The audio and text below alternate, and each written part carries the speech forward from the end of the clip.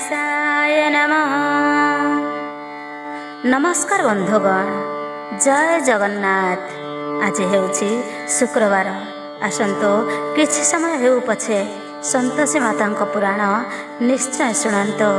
प्रथमे गणेश सरस्वती और देवादेवी जनाण करिबा, तापरे संतोषी माता पुराण आरंभ करिबा।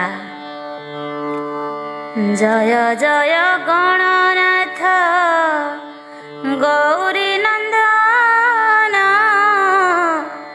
जय जय विघ्नेश्वर विघ्न विनाशन, जय जय भगवती मागो वीणा पाणी, जय जय दुर्गा मागो दुर्गति तारिणी, जय जय भोलानाथ भोला महेश्वर, जय जय महाजोगी जोगी जोगेश्वर, जय जय श्रीराम सीतांक श्रीचरण, जय जय राधा कृष्ण श्री राधा रमण, जय जय जदुनाथ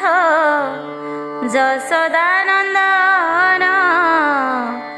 जय जय जगन्नाथ जगत वंदन, जय जय सर्वदेवा देवी जोगमाया, जय जय दश दिग पाल हुओ साहा, जय जय साधु संत गोमाता ब्राह्मण, जय जय श्री गुरु श्री चरणे शरण, जय जय निज ग्राम देवी चंपा देई, जय जय माँ ग्राम देवी को नमयी, जय जय सर्वदेव देवी को शरण,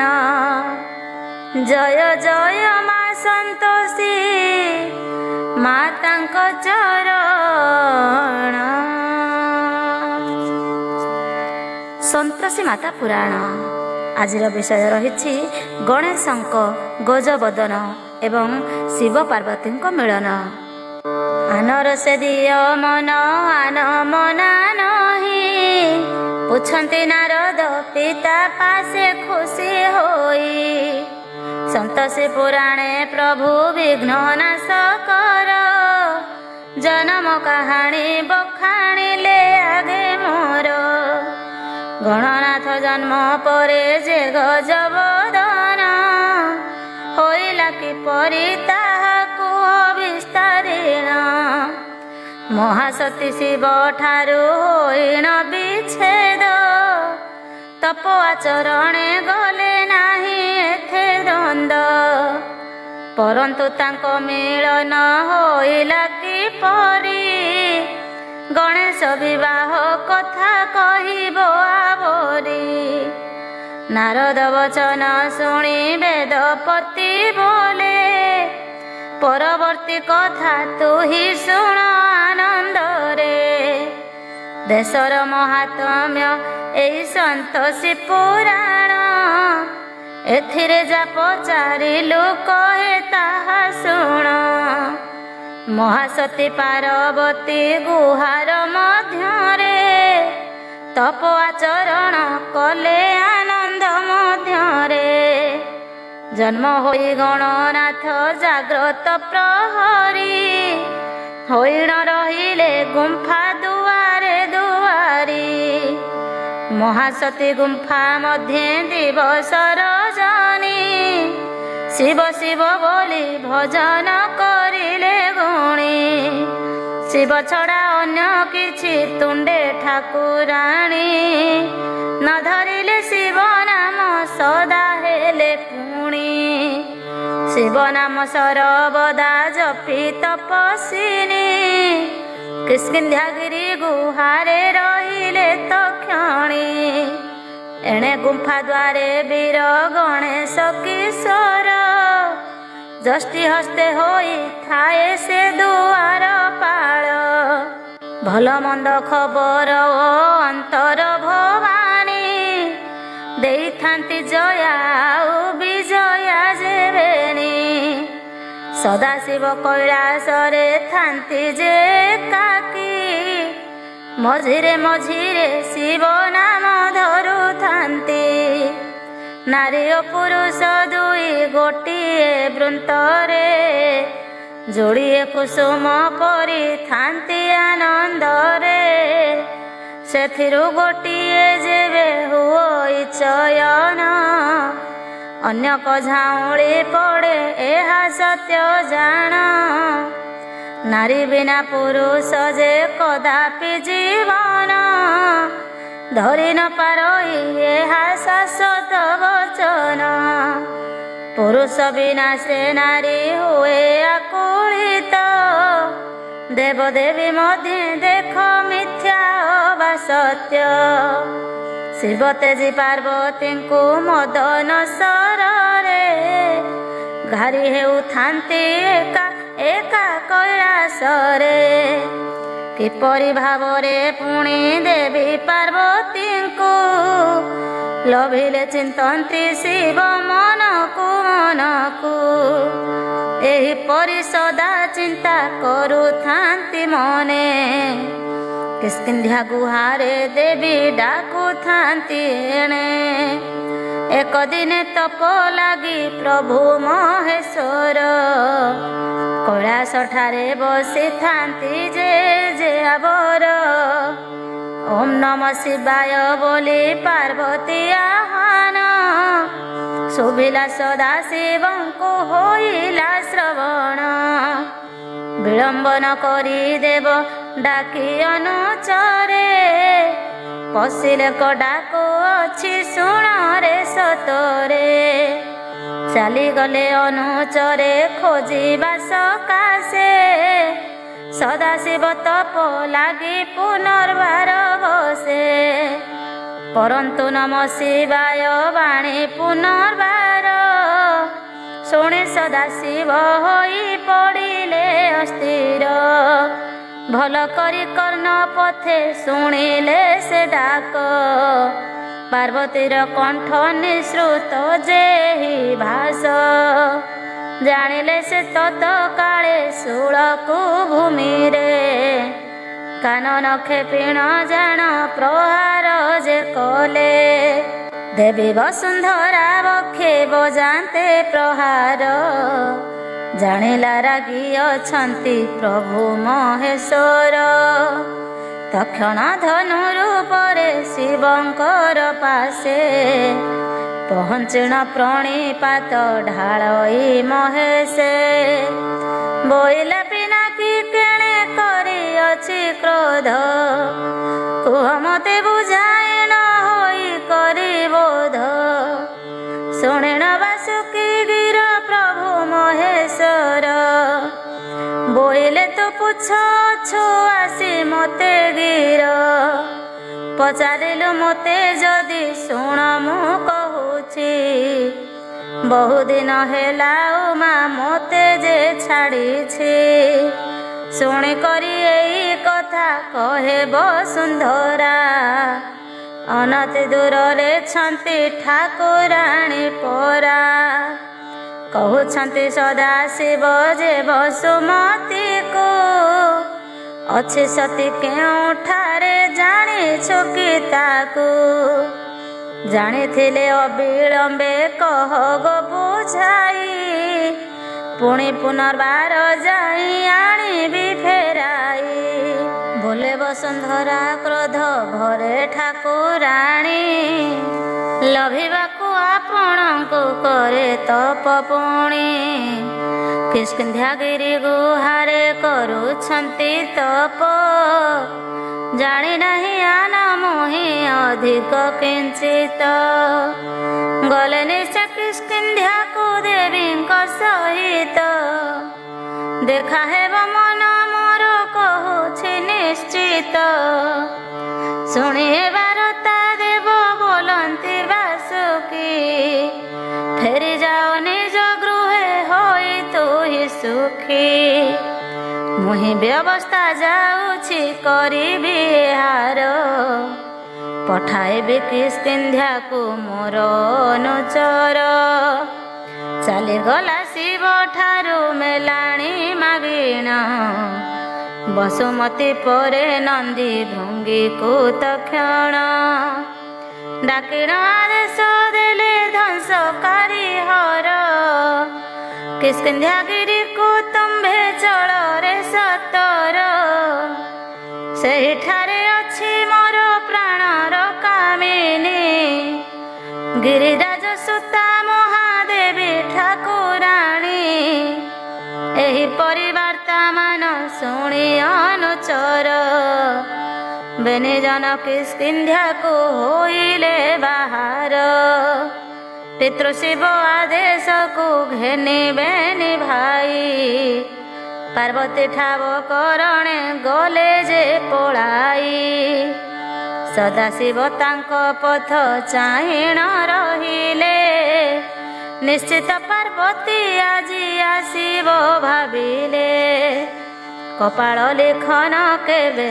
हुए नाही आन से परि भावे घटिला घटना जान बेनी भाई नंदी भृंगी किष्किंध्या अंचल पासे पहुँचिण ठाव कले गुहा द्वार देखिले सेही दुआरे सुंदर किशोर जष्टि हस्ते ठिया होई रही बोर पृथुल उदर तार बलिष्ठ शरीर दर्शने बहिरी भय करिब सतर जष्टि हाथे गुंफा द्वारे जे सेही किशोर लंड भंड हेउथाए अति आनंदर आनंद मनरे लंड भंड हेबा देखी बेनी भाई गुंफा द्वारे प्रवेशिले आसी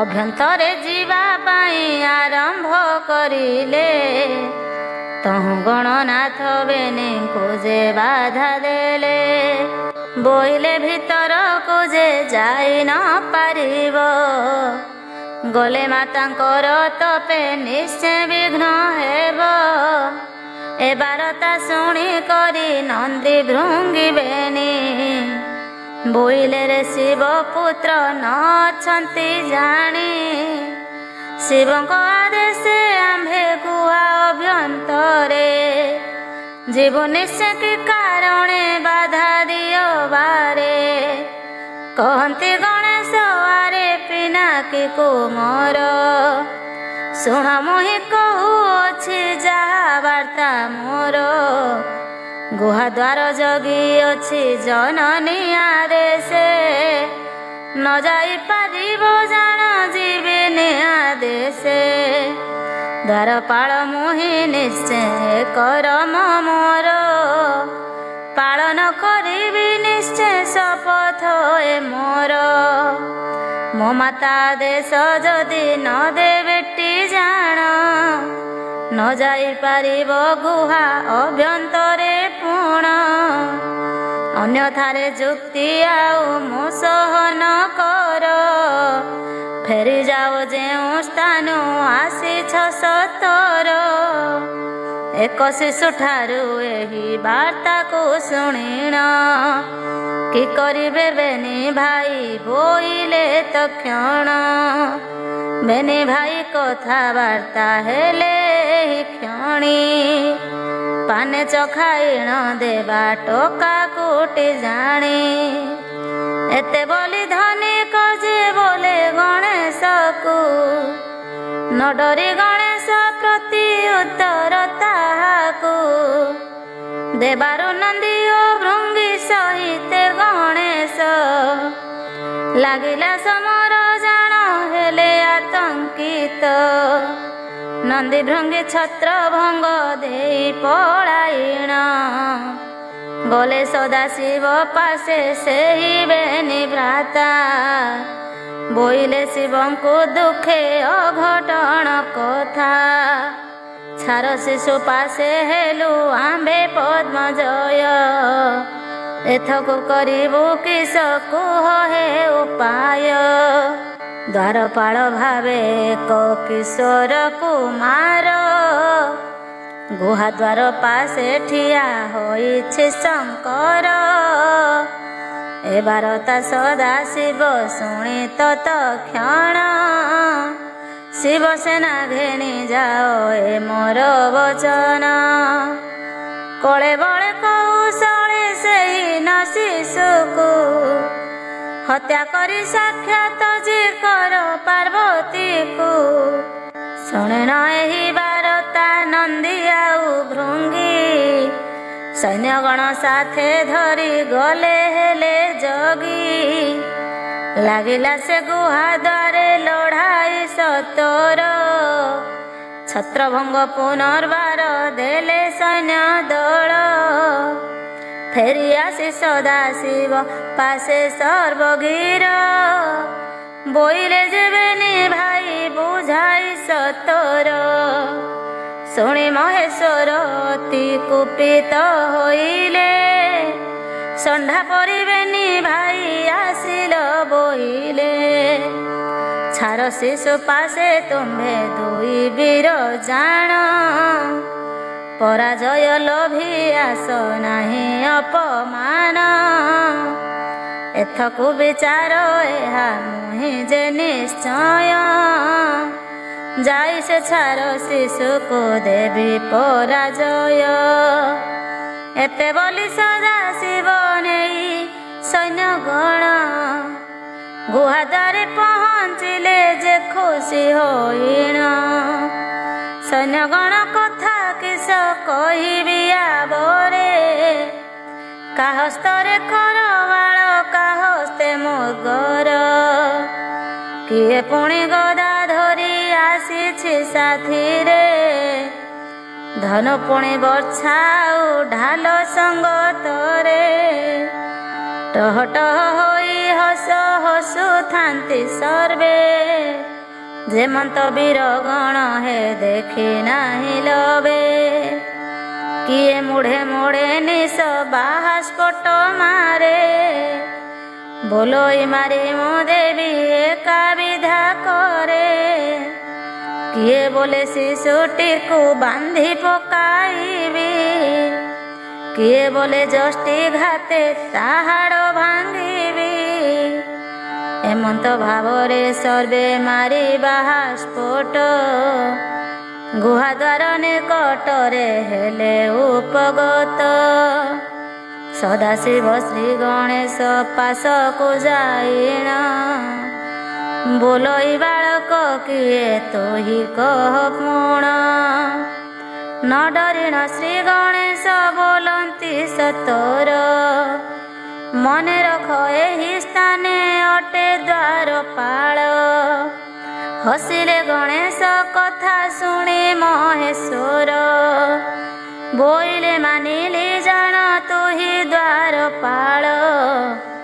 ଛାଡ଼ି ଦିଅ ଦ୍ୱାରପାଳେ ଯିବି ଅନ୍ତରାଳେ ବୋଇଲେ ଗଣେଶ ଛାଡ଼ି ପାରିବିନି ହେଳେ।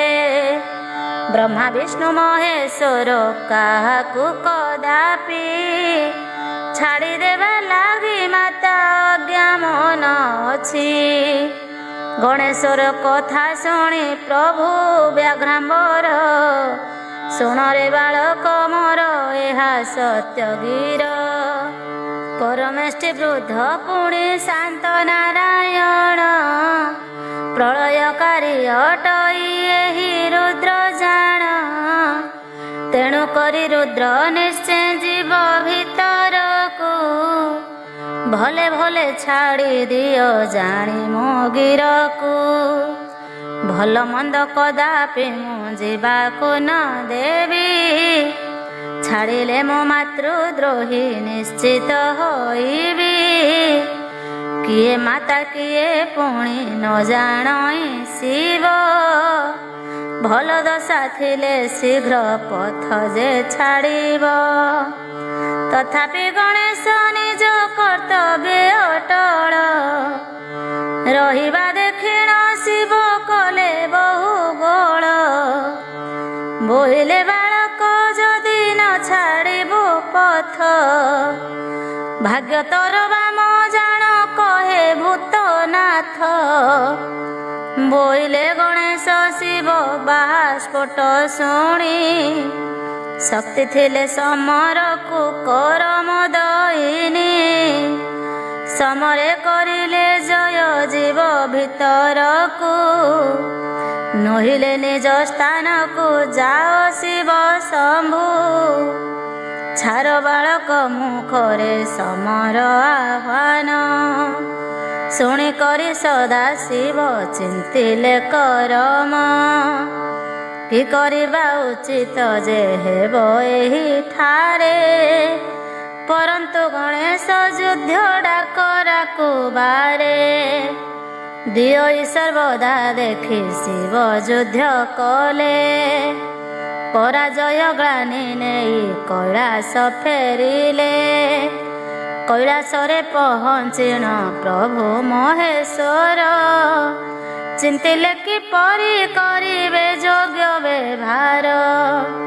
ଛାର ଶିଶୁ ପାଶେ ରୁଦ୍ର ହେଲେ ପରାଜୟ। ଏକଥାକୁ ସରବେ ଯେ ଜାଣିବେ ନିଶ୍ଚୟ। ତାହା ଦ୍ୱାରା ସମ୍ମାନଟି ନିଶ୍ଚୟ ମୋହର। ଚାଲିଯିବ ଅପମାନ ହେବ ଦେବକୁଳ। ଚିନ୍ତା କରି ଏ କଥାକୁ କ୍ଷିପ୍ରେ ବ୍ୟାଘ୍ରାମ୍ବର। ଚିନ୍ତା କଲେ ମନ ମଧ୍ୟେ ଦେବ ପୀତାମ୍ବର। ସହସା ପିନାକୀ ପାଶେ ଆସିଲେ ମାଧବ। ଯଥାମାନ୍ୟ ଦେଲେ ତାଙ୍କୁ ପ୍ରଭୁ ସଦାଶିବ। ଆନନ୍ଦ ମନରେ ପ୍ରଭୁ ଶ୍ରୀ ମଧୁସୂଦନ। କୁଶଳ ଜିଜ୍ଞାସା ପୁଛା କଲେ ନାରାୟଣ। ବୋଲନ୍ତି ମହେଶ ପ୍ରଭୁ କଥାକୁ ଶୁଣିଣ। ସେହିପାଇଁ ଡାକିଅଛି ନ ଜାଣ ଆପଣ। ଛାର ଶିଶୁ ଗୋଟା ମତେ ଦେଲା ପରାଜୟ। ଦେବକୁଳେ ତିରସ୍କୃତ ଏ କାର୍ଯ୍ୟ ନିଶ୍ଚୟ। ନାରାୟଣ ଏହା ଶୁଣି ସ୍ମିତ ହାସ୍ୟ କରି। ବୋଲୁଛନ୍ତି ସଦାଶିବେ ଧୀର କଣ୍ଠ କରି। ଶୁଣନ୍ତୁ ଆପଣ ଯାହା ପୁଛା କଲେ ମୋତେ। ବୁଝିଲି ଦେବକୁଳକୁ ଲଜ୍ଜା ଯେ ଉଚିତେ। ପରନ୍ତୁ ଆପଣା କର୍ମ ଆପଣଙ୍କ ବିନା। ଭୋଗିବ କିଏ ସେ କୁହ କରି ହେ କରୁଣା। ବିଷ୍ଣୁ ବାର୍ତ୍ତା ଶୁଣି କରି ବୋଲନ୍ତି ପିନାକୀ। ଏହି ଦୋଷ ଦାନ ଲାଗି ଏଥେ ଆସିଛ କି କରିବା ଉପାୟ ଯେ କୁହ ଲକ୍ଷ୍ମୀ ସାଇ। ପ୍ରତିଶୋଧ ବନି ମୋର ହୃଦୟ ଜଳଇ। ଏହା ଶୁଣି ବିଷ୍ଣୁ ପୁଣି କୁହନ୍ତି ମହେଶ।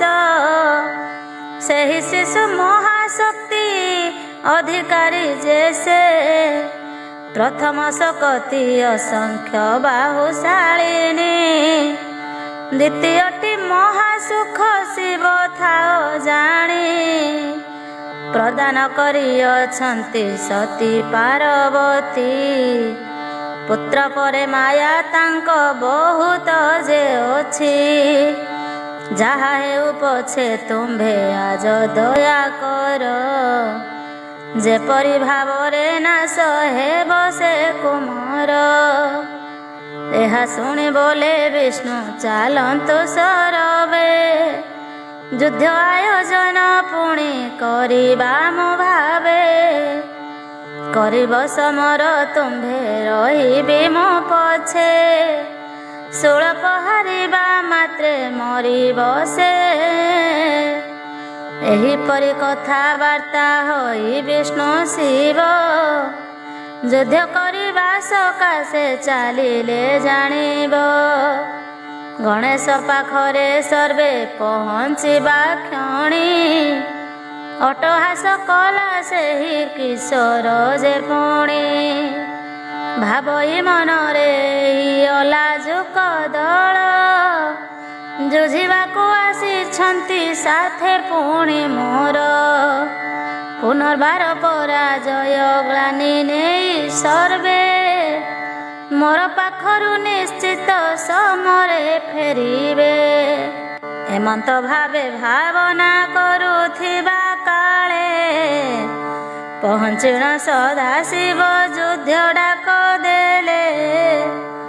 ଆଗ ପରି ଆନନ୍ଦରେ ହସ ମୁଖା ହୋଇ ଝାସ ଦେଲା ସମରରେ ବୀର ଶିଶୁ ସେଇ।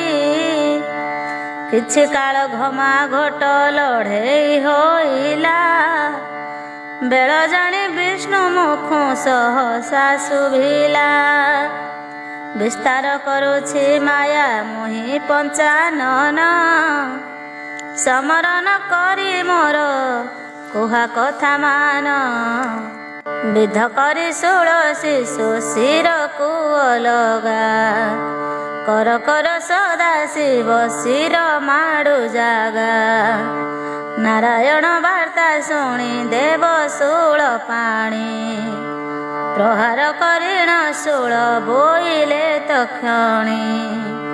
ମାୟାକୁ ଯେ ମାୟା ଧର କର ହେ ପ୍ରକଟ ବିଷ୍ଣୁ ସୁଦର୍ଶନ ଟେକି ବୋଲେ ସନ୍ନିକଟ।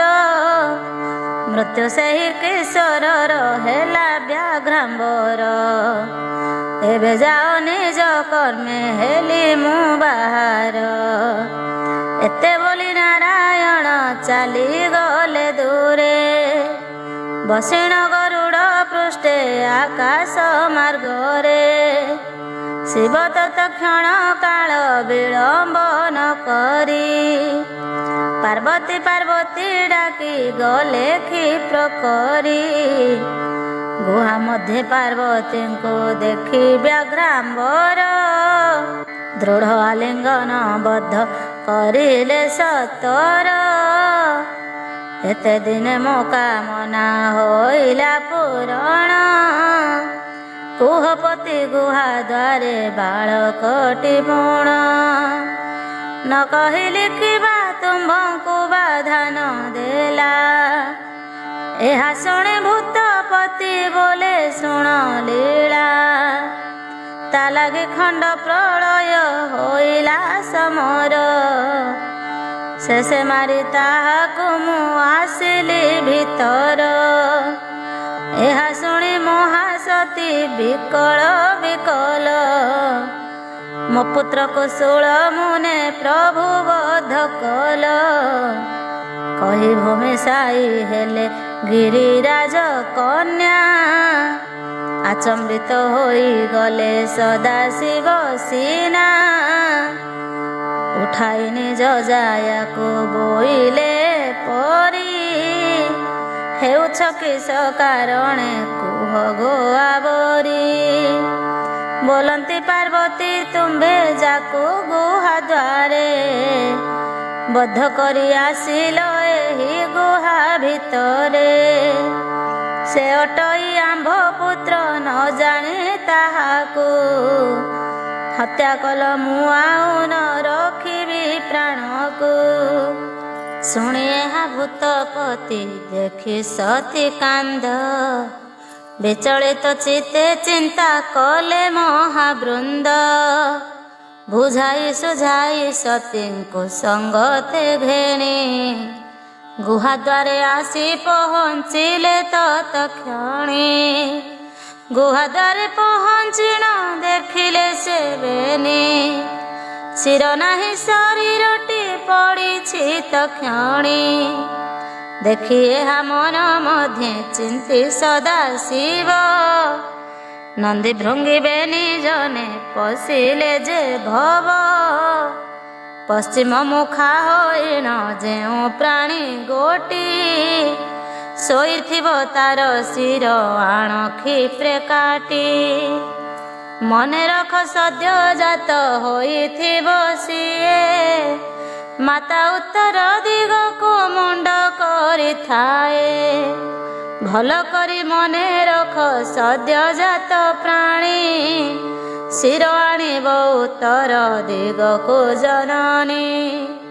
କରିଥିବ ଶିର ଶିଶୁ ଶିର ପଶ୍ଚିମକୁ ହୋଇଥିବ ବିଳମ୍ବେ ଆଣରେ ତାହାକୁ। ଶିବ ଆଜ୍ଞା ଲାଭ କରି ନନ୍ଦୀ ଭୃଙ୍ଗିବେନି ଚାଲିଗଲେ ଶିର ଅନ୍ୱେଷଣେ ତତ୍କ୍ଷଣେ। ବହୁ ସ୍ଥାନେ ଖୋଜି ଖୋଜି ସେହି ପରି ଶିର ନ ପାଇଲେ ବେନି ଭାଇ ଫେରିବାର କାଳ। ଦେଖିଲେ ଗୋଟିଏ ହସ୍ତି ପ୍ରସବ କରିଣ ଉତ୍ତର ଦିଗକୁ ଶିର କରିଅଛି ଜାଣ। ଶିଶୁଟି ତାହାର ଶିର ହୋଇଛି ପଶ୍ଚିମେ କି କରିବେ ବୋଲି ଚିନ୍ତା କଲେ ମନେ ମନେ। ନେଇ ଚାଲ ଆଜି ଏଇ ହସ୍ତି ଶିଶୁ ଶିର କିଛି କ୍ଷଣ ଚିନ୍ତା କରି ମନେ କଲେ ସ୍ଥିର। କହିବା ପିତାଙ୍କୁ ଆଉ କିଛି ନ ମିଳିଲା ସେ ସେଇ ହସ୍ତି ବେନି ଚକ୍ଷୁରେ ପଡ଼ିଲା। ଏମନ୍ତ ଭାବରେ ଚିନ୍ତିବେନି ଭାଇ ଜାଣ ହସ୍ତି ଶିଶୁ ଶିର ଗୋଟି କରିଲେ ଛେଦନ। ଛେଦି କରି ହସ୍ତେ ଧରି ଅବିଳମ୍ବେ ଦୁଇ ଗୁହାଦ୍ୱାରେ ପହଞ୍ଚିଲେ ଆନନ୍ଦିତ ହୋଇ। ସଦାଶିବ ଗଜମୁଖ ଦେଖିଣ ଯେ ଚିନ୍ତା କରୁଥିବା କାଳେ ବୋଲେ ହିମାଳୟ ସୂତା। ଚିନ୍ତା ନ କରିଣ ସ୍ୱାମୀ ସେହି ଗଜ ଶିର ଯୋଡ଼ି ଜୀବନ୍ୟାସ ଦିଅ ବଞ୍ଚୁମକୁ ମୋର। ପାର୍ବତୀ ଆଦେଶ ପାଇ ପ୍ରଭୁ ମହେଶ୍ୱର ଗଜବଦନ ଲଗାଇ ନୁଆଇଲେ ଶୂଳ। କ୍ଷଣକାଳ ମଧ୍ୟେ ପୁତ୍ର ପାଇଲା ଜୀବନ ପୁତ୍ର ପୁତ୍ର କହି ସତୀ କଲେ ଆଲିଙ୍ଗନ। କୋଳେ ତାକୁ ବସାଇଣ ଆଙ୍କିଲେ ଚୁମ୍ବନ ସେହିଦିନ ଗଣନାଥ ଯେ ଗଜବଦନ। ଏଇଠାରୁ ଗଣନାଥ ଗଜବଦନ କାହାଣୀ ସଂକ୍ଷିପ୍ତ ଗୀତେ କରିଲି ରଚନା। ସନ୍ତୋଷୀ ପୁରାଣ ଏହା ପବିତ୍ର ଆଖ୍ୟାନ। ଆନର ସେ ମନ ଦିଅ ହେ କୋବିଦ ଗଣ। ଶ୍ରଦ୍ଧା ଭରେ ଦେବୀ କୀର୍ତ୍ତି ପଢ଼ି ଶୁଣାଇବ ଅନ୍ତକାଳେ ବୈକୁଣ୍ଠକୁ ନିଶ୍ଚୟ ପ୍ରାପ୍ତି ହେବ। ଅନ୍ୟ କଥା କହୁଅଛି ମନ ଦେଇ ଶୁଣ ଅବୋଧ ଚନ୍ଦ୍ରଶେଖର ଦେବୀ ଦାସ ଶୁଣ। ଗଣେଶଙ୍କ ବିବାହ ଆୟୋଜନ ଏବଂ ବୁଦ୍ଧି ପରୀକ୍ଷା। ଏଥୁଅନ୍ତେ ସୁଜ୍ଞଜନ ଶୁଦ୍ଧ ଚିତ୍ତ କରି ଆନର ସେ ଦିଅ ମନ କହୁଛି ଆବରି। ପୁଛୁଛନ୍ତି ବୀଣାଧାରୀ ପିତାମହ ଆଗେ କୁହ ପିତାମହ ପଚାରେ ମୋଜା ସରାଗେ। ଗଣନାଥ କଥା ମତେ କୁହନ୍ତୁ ବିସ୍ତାରୀ ସଂକ୍ଷିପ୍ତ ଏହି ପୁରାଣ ଯେ ଆଦର କରି। ନାରଦ ବଚନ ଶୁଣି ପ୍ରଭୁ ବେଦବର କହୁଛନ୍ତି ଶୁଣ ଶୁଣ ମନ କରି ସ୍ଥିର। ପାର୍ବତୀ ମାନସ ପୁତ୍ର ସେହି ଗଣନାଥ ଗଜବଦନ ଲଗାଇ ଆସିଲା କୈଳାସ। ଆନନ୍ଦ ହୋଇଣ ଶିବ ପାର୍ବତୀ ଗଣେଶ ଆସିଲେ ତୁରିତେ ପୁଣି ଜାଣ ହେ କୈଳାସ। ଚନ୍ଦ୍ରମା ଯେ ସନେ ବଢ଼େ ପ୍ରତିପଦ ଠାରୁ ସେହିପରି ଗଣନାଥ ବଢ଼େ ଯେ ହୁଦାରୁ। କିଶୋରରୁ ପୁଣି ସିଏ ଯୁବକ ସାଜିଲେ। ମହାନନ୍ଦରେ ମାତା ତାଙ୍କୁ ପାଳୁଥିଲେ। ଯୁବକ ସୁଲଭ ତନୁ ଦେଖି ଠାକୁରାଣୀ ଆନନ୍ଦ ହୋଇଲେ ମନେ ମନେ ରଖି ପୁଣି। ବିବାହ କରି ପୁତ୍ରକୁ କୁଳ ବୋହୁ ଏକ ଆଣିବେ କିପରି ଚିନ୍ତା ହେଲା ଜାଣ ତାଙ୍କ। କିପରି ଭାବରେ ଗଣନାଥ ବିବାହ ହେବ ସେହି ଦେବୀ ମନ ମଧ୍ୟ ହେଲା ଗୁରୁ ଭାବ। ମାତା ପିତା ବେନି ମିଶି ସ୍ନେହର କୁମରେ ଦେବେ ବିବାହ ଯେ ଦେବୀ ଚିନ୍ତିଲେ ମନରେ। ଆନନ୍ଦ ମନରେ ମହାଦେବୀ କଲେ ସ୍ଥିର। ଶିବଙ୍କ ଅଗ୍ରତେ ପ୍ରକାଶିବେ ଯେ ସତର। ସେ ସମୟ ମହାଦେବ ମହାଦେବୀ ପାଶେ ନଥାନ୍ତି ଜାଣ କୋବିଦେ ପବିତ୍ର କୈଳାସେ। ଶିବ ଆଗମନ ଯାକେ ଗିରିରାଜ ସୁତା କୁଶଳ ଜିଜ୍ଞାସା ସେ ବସିଲେ ଯେ ମାତା। କିଛି କାଳ ପରେ ଜାଣ ଶ୍ରୀଚନ୍ଦ୍ରଶେଖର ଆସି ଉପଗତ ହେଲେ ସେ କୈଳାସପୁର। ଶିବ ଆଗମନ ଜାଣି ମାତା ଠାକୁରାଣୀ ଆସିଣ ଶିବଙ୍କ ପାଶେ ବସିଲେ ତକ୍ଷଣୀ। ପୁତ୍ର ବିବାହ କଥା ମନେ ଚିନ୍ତିଣ ପାର୍ବତୀ ମଧ୍ୟେ ମଧ୍ୟେ ମନ ମଧ୍ୟେ ଦେଉଥାନ୍ତି ହସି। ଆନନ୍ଦ ହୋଇବା ଦେଖି ପ୍ରଭୁ ମହେଶ୍ୱର ପୁଛିଲେ ଦେବୀଙ୍କୁ କେତେ ହସ ବାରମ୍ବାର। ଘଟଣା ବା ଅଘଟଣ ଘଟିଅଛି ଆଜି ହସୁଅଛି କି କାରଣେ ପାଖରେ ବିରାଜି। ବୋଲନ୍ତି ପାର୍ବତୀ ପ୍ରଭୁ ଆଜି ମୋ ମନରେ ଉଙ୍କି ମାରେ ବାର୍ତ୍ତା ଏକ କହିବି ତୁମ୍ଭରେ। ସେ କାରଣେ ଉଲ୍ଲସିତ ଅଟେ ମୋର ପ୍ରାଣ। ଯାହା ଭାବିଅଛି ତାହା କହେ ମୁହିଁ ଶୁଣ। ଏକଥାକୁ ଶୁଣି ଶିବ ଡେରିରେ କନକୁ ଆରମ୍ଭ କରିଲେ ଦେବୀ ଭାବନା ବାର୍ତ୍ତାକୁ। ବୋଇଲେ ହେ ପ୍ରାଣ ପ୍ରତି ସର୍ବପ୍ରଥମେ ଅନୁରୋଧ ମୋର ଶୁଣ ଶ୍ରଦ୍ଧାରେ ଯେ କର୍ଣ୍ଣେ। ଗଣେଶ ଆମ ଅଧୁନା କିଶୋରରୁ ଜାଣ ଯୁବକରେ ଉପନୀତ ହେଲାଣି ଟିପୁଣ। ତେଣୁ କରି ମୋର ଏହି ବାର୍ତ୍ତାକୁ ଶୁଣିଣ। କୁହ କୋପନ କରିବ କୁହ ଆନନ୍ଦେଣ। ଶୁଣି ଶିବ ପୁଛୁଛନ୍ତି ଆଉ କି ପାର୍ବତୀ ତୁମ ପରେ କ୍ରୋଧ ଭାବ ଦେଖାଇବି ସତୀ। ଅନ୍ଧତାର ଜୀବ ଧନ କଉଡ଼ିକି ଥରେ ହଜାଇଥାଏଟି ଜାଣ ଅତୀବ ଭୋଳାରେ। ପୁନର୍ବାର ନ ହଜାଏ ତାର ବାଡ଼ି ଗୋଟି ତେଣୁ ନ ରାଗିବି କେବେ କହୁଛି ପାର୍ବତୀ। ମହାଦେବ ବାର୍ତ୍ତା ଶୁଣି ବୋଲେ ମହାମାଇ ଗଣନାଥଙ୍କୁ କରିବା ବାହା ଆମେ ଦୁଇ। ସେ ନିମନ୍ତେ ଏକ କନ୍ୟା କର ହେ ଯୋଗାଡ଼।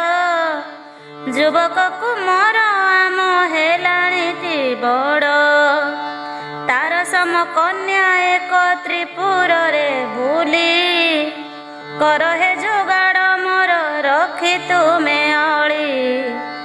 ଏ ବାରତା ସମୟରେ ଥିଲା କେଣେ ସ୍କନ୍ଧ ଆସିଣ ଯେ ପହଞ୍ଚିଲା ହୋଇଣ ଆନନ୍ଦ। ପିତା ମାତାଙ୍କର ବାର୍ତ୍ତା ଆନନ୍ଦେ ଶୁଣିଲା। ଶେଷ ଦୁହିଁଙ୍କ ନିକଟେ ମନ୍ତବ୍ୟ ଯେ ଦେଲା। ବାଇକି ହେଲ ଜନନୀ ମୂଢ଼ ଲମ୍ବୋଦର ବିବାହ ହୋଇବ ତୁମ୍ଭେ କୁହ ଆନନ୍ଦର। पेटु अलसुआ किछि करे नाही कर्म रूप जे देखिबो आगे गजर बदन बलिला बलिला तनु लंब जे उदर बामन मूर्ति पुणी बाहन इंदुर मूषा बाहन सहिते गजबदन को देखिले से कन्या देव कहूछि ताहाकू केउ गुण गारी माबा रहिछि ताहार कुह कुह बेनी तुम्भे माता ओ पियर केही देबे नाही कन्या जान मु कहूछि वृथा भावना रे आउ जाओ ना भणुछि तीन जनकर कथा बारता समये शुणुथिले गणपति रही करी गृहे भाईर कटु बारता शुणी गणपति पहुँची गले निकटे होई मने खुशी कार्तिकेय गणपति आगमन देखी उपहास वाणी मान कहिला झटती बोइला जननी देख आसी गला पेटू सांगरे मूषा आसुछि लुगा काटू काटू हाथी मुहा सरागरे ता लंबा नाककू बुलाई बुलाई बुले धरी मूषाटाकू हतभागा अलसुआ जननी गोइए देख काम बाम नाही घरे बसी रुहे एहा शुणी गणपति बोले आनंद रे कुह नाही भ्रातृदेव जात क्रकुबारे गणेश वचन शुणी कार्तिकेय बोले हलाना शुंढ को आउ बाजे मो शरीरे अकर्मा जेहीन कर्मा अटु तु गणेश मोहर गारिमा सबु कहे दश दिश जन्म हेबा मात्रे मुहि तारका असुर बध करी सेनापति हेली जे सतोर बोलंती गणेश मुहि जनम होइण मातांको आदेशे साजिली प्रहरी जान छार असुर को तुमे करिछ निधन परंतु पितांको साथे मोर युद्ध जान पितांको सहिते नंदी भृंगी सैन्य गण थाट पाट नहीं जाइथिले पासे जान छत्रभंग देई कले प्रति आगमन पिता पुत्र युद्धे जयी हेली तत्क्षण छाड़ सेही वीर कह नाही गणनाथ मातांकर आशीर्वाद थिलु बलवंत संप्रति तोहर काणी चाहे नाही गुण मोर छिटी अंत कोटि गुण जान मन इच्छा साधन मु पारिबी करी तू बाकी सकरिण पारिबु बोइली एही बार्ता शुणी शिव पार्वती बेनी देखिले कलह एठी अति बहेलाणी तेबे एक कथा पांची बोलंती जननी वृथा कलह न करी देख गुण बेनी मातांक वचन शुणी बोले कार्तिकेय सूर्य चारिपटे क्षणे बुलिबि निश्चय एथिरे संशय नाही जाणु मो जननी पारिब कि गणपति कहू मते पुणी भाईर कथा शुणिण गणपति बोले निश्चित पारिबी मुहि कहूअछि हेळे आसंता प्रभाते कर एहा आयोजन दुई प्रतियोगी आमे करिबा भ्रमण भ्रमण करिबा आमे प्रतियोगी दुई जिए आग पहुँचीब सेही हेब जयी ସମ୍ମତି ଜଣାଇ ସ୍କନ୍ଧ ଆସନ୍ତା ପ୍ରଭାତ ହେବା ଯାଏ କୈଳାସେ ସେ ହେଲା ପ୍ରତିକ୍ଷତ। ପ୍ରଭାତ ହେବା ମାତ୍ରକେ ସେହି ଷଡ଼ାନନ ଚିନ୍ତିଲା ମୟୂର ନିଜର ପ୍ରିୟ ବାହନ। କ୍ଷଣିକ ମଧ୍ୟେ ମୟୂର ଆସି ପହଞ୍ଚିଲା କାର୍ତ୍ତିକେୟ କେବି ପରେ ସବାର ହୋଇଲା। ଗଣପତି ମଧ୍ୟ ନିଜ ବାହନ ଇନ୍ଦୁର ଉପରେ ବସିଣ ମାତାଙ୍କୁ ହେଲା ଜୁହାର। ପରେ ପରେ ଶିବ ପାଦେ କଲା ନମସ୍କାର। କାର୍ତ୍ତିକେୟ ପିତା ମାତାଙ୍କୁ ହେଲା ଜୁହାର। ପ୍ରତିଯୋଗିତା ସମୟ ଉପସ୍ଥିତ ଜାଣି ଚାଲିଲେ ପ୍ରଭୁ କାର୍ତ୍ତିକ ମୟୂରେ ତକ୍ଷଣୀ। ମୟୂର ପୃଷ୍ଠରେ ବସି ସୂର୍ଯ୍ୟ ପରିକ୍ରମା କରିବାକୁ ହେଲେ ସ୍କନ୍ଧ ଆକାଶ ଗମନା। ଚାହୁଁ ଚାହୁଁ ମେଘ ସାଥେ ମିଶିଲେ କାର୍ତ୍ତିକ କିଛି କାଳ ଅନ୍ତେ ଆଉ ନ ହୋଇଲେ ଦୃଶ୍ୟ। ଇନ୍ଦୁର ବାହନେ ଦେବ ପ୍ରଭୁ ଗଣନାଥ ଧୀର ଚାଲି ଚାଲି ଗୃହ କଲେ ଅତିକ୍ରାନ୍ତ। ତାପରେ ମନ ମଧ୍ୟରେ ଚିନ୍ତା ଯେ କରିଲେ କି କରିବି ଅଧୁନା ମୁଁ ହାରିବି ଯେ ହେଳେ। ଯଦି ମୁଁ ହାରଇ ମୋର ବିବାହ ନହିବ ସେ କଥା ଯା ହେଉ ଭାଇ ଟାହୁଲି ହୋଇବ। ଆହୁରି ଉପହାସର ପାତ୍ର ମୁଁ ହୋଇବି ପରନ୍ତୁ ଇନ୍ଦୁର ଦ୍ୱାରା ନ ଭ୍ରମି ପାରିବି। ତେବେ ଏକ ବୁଦ୍ଧି ମୁହିଁ କରିବି ବାହାର ଯେମିତି ହାରିବ ଭ୍ରାତା ପାଶରେ ମୋହର। ବିଜୟୀ ହୋଇବି ମୁହିଁ ରହିବ ମୋ ଯଶ ଆଗେ ପରିକ୍ରମା କରି ଯିବ ମୁଁ କୈଳାସ। ବହୁ କାଳ ଚିନ୍ତା କରି ଦେବ ଲମ୍ବୋଦର ସ୍ଥିର କଲେ ବୁଦ୍ଧି ଏକ ପୁଣି ଯେ ସତର। ଆନନ୍ଦ ହୋଇ କହିଲେ ଜ୍ୟେଷ୍ଠ ଭ୍ରାତା ମମ ସୂର୍ଯ୍ୟ ପରିକ୍ରମା ସେ କରିଲେ ଗମନ। ପରନ୍ତୁ ଯେ ଦିବାକର ପୁଣି ପ୍ରତିଦିନ ମେରୁ ପର୍ବତକୁ ସୁଖେ କରନ୍ତି ଭ୍ରମଣ। ଯଦ୍ୟପି ମେରୁ ପର୍ବତେ ବସିବି ମୁଁ ଯାଇ ପରିକ୍ରମା କରିବେ ଯେ ମୋତେ ନର ସାଇ। ଏମନ୍ତ ଭାବିଣ ପ୍ରଭୁ ଧୀରେ ଧୀରେ ମେରୁ ଶିଖର ପରେ ଚଢ଼ିଲେ ନହିଁ ଆଉ ଭୀରୁ। ଶିଖର ପରେ ପହଞ୍ଚି ମୂଷିକ ସହିତ ବସିଲେ ଆନନ୍ଦ ମନେ ପ୍ରଭୁ ଗଣନାଥ।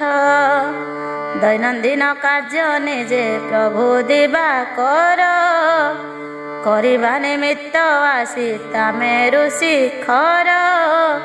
ପାଖେ ପହଞ୍ଚି ଆନନ୍ଦେ ବୁଲିଲେ ଭାସ୍କର। ପ୍ରଭୁଙ୍କର ସବୁଦିନ କାର୍ଯ୍ୟଟି ଏହାର। କ୍ରମେ ସୂର୍ଯ୍ୟ ପ୍ରଦକ୍ଷିଣ କରି କାର୍ତ୍ତିକେୟ ଆସିଲେ ଆନନ୍ଦ ମନେ ଭାବିଲେ ବିଜୟ। ନିଶ୍ଚିନ୍ତ ଭାବରେ ମୁହିଁ ହୋଇବି ଯେ ସତ୍ୟ ଆଗେ ମୁହିଁ ପହଞ୍ଚିବି ମାତାଙ୍କର ପାଶ। ପରନ୍ତୁ ଆଗମନର ସମୟ ଦେଖିଲେ ଗଣନାଥ ବସି ଅଛି ମେରୁ ଶିଖରରେ। ମନେ ମନେ କ୍ରୋଧ ବହି ଆନନ୍ଦ ହୋଇଣ ଭାବିଲେ ନିଶ୍ଚୟ ବିଜୟୀ ହେବେ ଏଇ କ୍ଷଣ। ଏହିପରି ଭାବି କିଛି ପଥ ଆସି ଯାନ୍ତେ ଶିଖର ଉପରେ ପୁଣି ନାହିଁ ଗଣନାଥେ।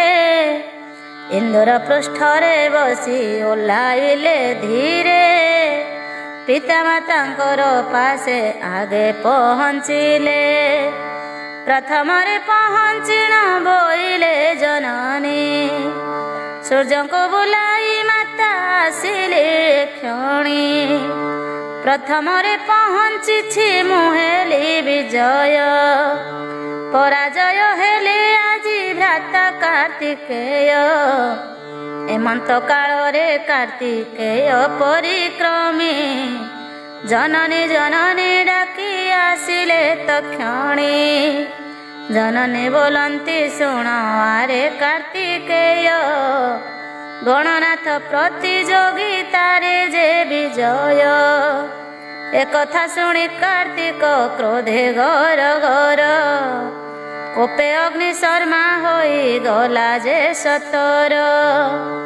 বইলা জননী এ অটে মিথ্যাবাদী প্রতারক গণনাথ নাহিলে সে বুদ্ধি। দেখিছি জননী মুহি ଏହି ଲମ୍ବୋଦର ବସିଥିଲା ଯାଇ ମେରୁ ପର୍ବତ ଉପର। ସେଠାରୁ ଓହ୍ଲାଇ ଆସି ନିକଟେ ତୁମ୍ଭର ପହଞ୍ଚିଣ ଚତୁରତା ଦେଖାଏ ସତର। ସାକ୍ଷୀ ମୋର ଅଛି ବେକି ପଚାର ଜନନୀ ଆସିଅଛି ଦିବାକର ମୁହିଁ ପରିକ୍ରମୀ। ଭ୍ରାତାର ବଚନ ଶୁଣି ସ୍ମିତ ହାସ୍ୟ କରି ବୋଲଇ ହେ ସହୋଦର ଶୁଣ ଦୟା କରି। ତୁମ୍ଭ କଥା ନୁହେଁ ମିଥ୍ୟା ମୁହିଁ ପ୍ରତାରକ ମୁହିଁ ଶପଥ କରିଣ କହୁଅଛି ସତ୍ୟ। ସୂର୍ଯ୍ୟ ଚାରିପଟେ ତୁମେ ବୁଲିଣ ପଛରେ ବୁଲିଣ ଆସିଛି ମୁହିଁ ସୂର୍ଯ୍ୟଙ୍କୁ ଆଗରେ। ସ୍କନ୍ଧଙ୍କ ବୁଝା ମନ ତିଳେ ନ ବୁଝିଲା ତହୁଁ ମହା ଅଡୁଆରେ ଗଣେଶ ପଡ଼ିଲା। ଏଥକୁ ବିଚାର କିସ ମନରେ ବିଚାରି ବୋଇଲା କୋପନ କରି ଶୁଣନ୍ତୁ ଆବରି। ସୂର୍ଯ୍ୟଙ୍କୁ ଯେ ପରିକ୍ରମୀ ଆସିଅଛ ତୁମ୍ଭେ କିପରି ଭାସ୍କର ପୁଣ ଚତୁର୍ଦିଗ ଭ୍ରମେ। କହୁଛ ମାତାଙ୍କୁ ମେରୁ ଅଚଳରେ ମୁହିଁ ବସିଥିଲି ଦେଖିଅଛି ତବ ନେତ୍ର ଦୁଇ।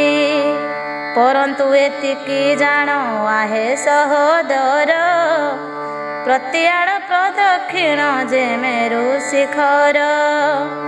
ପରେ ଦିନ ମଣି ଜାଣ ଇନ୍ଦୁର ସହିତେ ବସିଥିଲି ଆନନ୍ଦରେ ଯାଇ ମୁଁ ପର୍ବତେ। ପର୍ବତ ସହିତେ ସୂର୍ଯ୍ୟ ଚତୁର୍ଦିଗେ ମୋର ଭ୍ରମଣ କରିଲେ ସୁଖେ ଜାଣନ୍ତୁ ଆବର। ତୁମେ ଯାଇ ଦିବାକରେ କଲ ପ୍ରଦକ୍ଷିଣ ଶୁଣିଲେ ଜନନୀ ଦୁହିଁଙ୍କର ବାର୍ତ୍ତା ପୁଣ। ଦେଲେ ଯେ ମନ୍ତବ୍ୟ ସତ୍ୟ ଗଣନାଥ ଗିର। ଅଟଇରେ କାର୍ତ୍ତିକେୟ ମନେ ଚିନ୍ତା କର କ୍ଷଣ କାଳ କରି ଚିନ୍ତା ପ୍ରଭୁ କାର୍ତ୍ତିକେୟ। ଜାଣିଲେ ବାର୍ତ୍ତା ପରେ ନାହିଁଟି ସଂଶୟ ଧନ୍ୟ ଧନ୍ୟ ବୁଦ୍ଧି ତୋର ଆହେ ଗଣନାଥ। ଧନ୍ୟ ହେଲି ଶୁଣି କରି ତୋର ଏହି ବାକ୍ୟ। ପ୍ରକୃତରେ ଏହି ପ୍ରତିଯୋଗିତାରେ ତୁହି ହୋଇଲୁ ବିଜୟୀ ମୁହିଁ ହେଲି ପରାଜୟୀ। ଶିବ ପାର୍ବତୀ ଯେ ଦୁହେଁ ହୋଇଲେ ଆନନ୍ଦ ଗଣନାଥ ଜୟ ଲାଭ ଜାଣିଲେଟି ସର୍ବ। ଏହା ପରେ ଗଣନାଥ ବିବାହ ପୂର୍ବରୁ ଶିବ ଗଣନାଥ ପରେ ଭାର ଦେଲେ ଗୁରୁ। ଗୁରୁ ଭାର ଦେବା ଦେଖି ଈର୍ଷା ଅନଳରେ ପଡ଼ି କାର୍ତ୍ତିକେୟ ପିତାଙ୍କୁ ଭାସେ ସତ୍ୱରେ। ତବ ବାକ୍ୟ ପାଳନର ଆଗରୁ ଜନକ ଆନ ପରୀକ୍ଷା ଗୋଟିଏ ଦେଇ ଗଣନାଥ। ଏ ବିଶ୍ୱ ବ୍ରହ୍ମାଣ୍ଡ ଯିଏ କରି ପରିକ୍ରମା ପହଞ୍ଚିବ ଆସି ଏକାଶୀ ଏ ବୀର ଜଣା। ସେହି ତବ କାର୍ଯ୍ୟ ଭାର କରିବ ଗ୍ରହଣ ଏ ବାର୍ତ୍ତାରେ ସଦା ଶିବ କଲେ ଜାଣ। ତହୁଁ କି ପୃଷ୍ଠେ ବସି ପ୍ରଭୁ କାର୍ତ୍ତିକେୟ ଉଡ଼ିଗଲେ ଭ୍ରମିବାକୁ ବ୍ରହ୍ମାଣ୍ଡ ନିଶ୍ଚୟ। ଚାହିଁଥାନ୍ତି ଗଣନାଥ ଶିବ ଓ ପାର୍ବତୀ, ଏକଠାରେ ବସି କରି ଚିନ୍ତା କରୁଥାନ୍ତି। ଗଣନାଥ ଏଇବାର ନିଶ୍ଚୟ ହାରିବ, କାର୍ତ୍ତିକେୟର ବିଜୟ କେତନ ଉଡ଼ିବ। ଶୁଣି କରି ଏହି ବାର୍ତ୍ତା ପ୍ରଭୁ ଗଣନାଥ, ମୋର ବିଜୟ ଜନକ ଜାଣ ହେ ନିଶ୍ଚିତ। ଦୟା ବହି ପିତା ମାତା ବସି ଏକଠାରେ, ବ୍ରହ୍ମାଣ୍ଡେ ବୁଲିବି ଦେଖ ମିଥ୍ୟା ନାହିଁ ଲବେ। ଗଣେଶ ବାରତା ଶୁଣି ଉମା ମହେଶ୍ୱର, ପାଷାଣ୍ଡ ଖଣ୍ଡ ଉପରେ ବସିଲେ ସତର।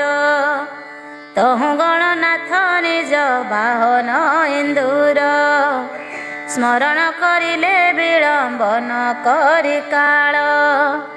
ବିଳମ୍ବନ କରି କ୍ଷିପ୍ରେ ଇନ୍ଦୁର ଯାଇଣ, ଗଣନାଥ ପାଶେ ମିଳିଗଲା ତତ୍କ୍ଷଣ। ତହୁଁ ଗଣନାଥ ଇନ୍ଦୁର ପୃଷ୍ଠରେ ବସି, ମନ ମଧ୍ୟେ ପିତା ମାତା ବେନିଜ ନ ଚିନ୍ତି।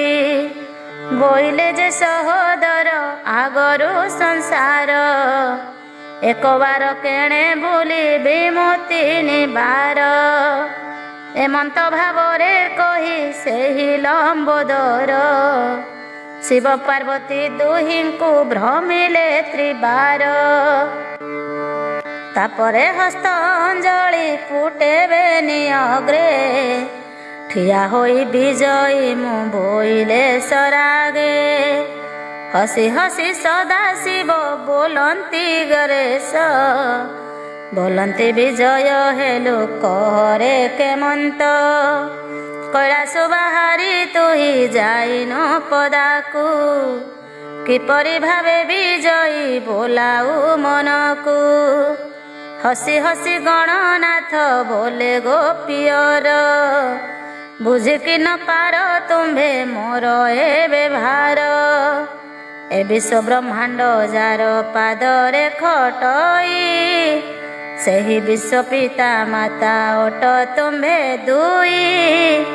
ମୁହିଁ ପରା ତୁମ୍ଭ ବେନିଙ୍କୁ ଯେ ପ୍ରଦକ୍ଷିଣ, କଲି ଦେଖିଲ କି ନାହିଁ ତିନିବାର ପୁଣ।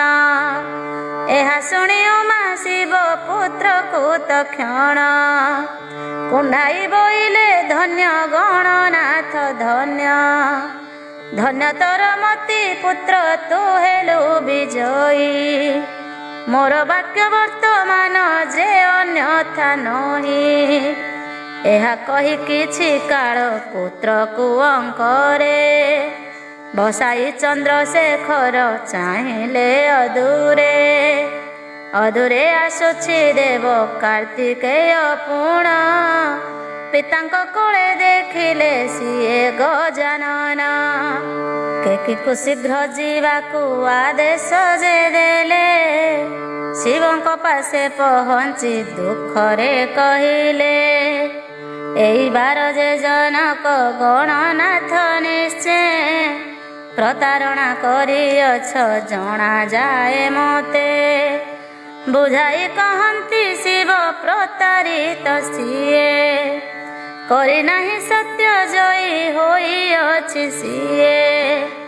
ବୁଝାଇ କହିଲେ ସବୁ ଗୋଟି ଗୋଟି କରି, କାର୍ତ୍ତିକେୟ ଗଣନାଥ ବୋଲେ ଧନ୍ୟ ବୋଲି।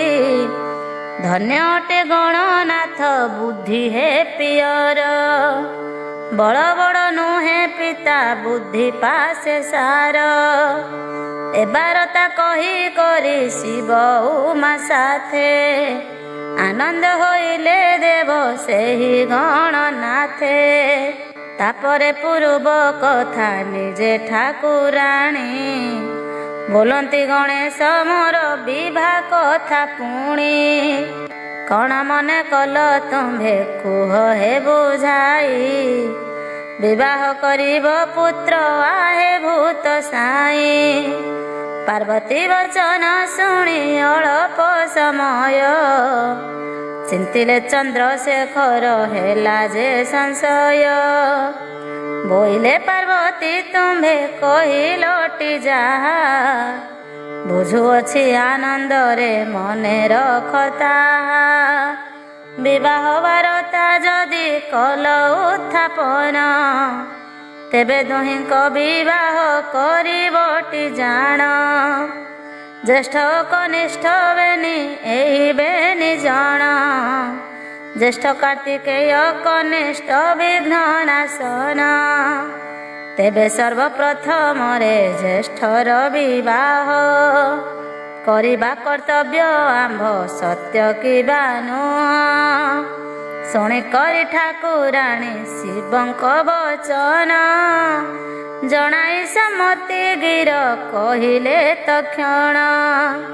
ତେବେ ଦୁହିଁଙ୍କର ଲାଗି କନ୍ୟା ବେନି ଜନ, ସ୍ଥିର କରି କହୁଅଛି ମାନି ମୋ ବଚନ। ସ୍ଥିର କରିବାକୁ କନ୍ୟା ନନ୍ଦୀ ଭୃଙ୍ଗି ଶିବ, ସହିତରେ କାର୍ତ୍ତିକେୟ ଗଲେ ଚାରି ଦିଗ।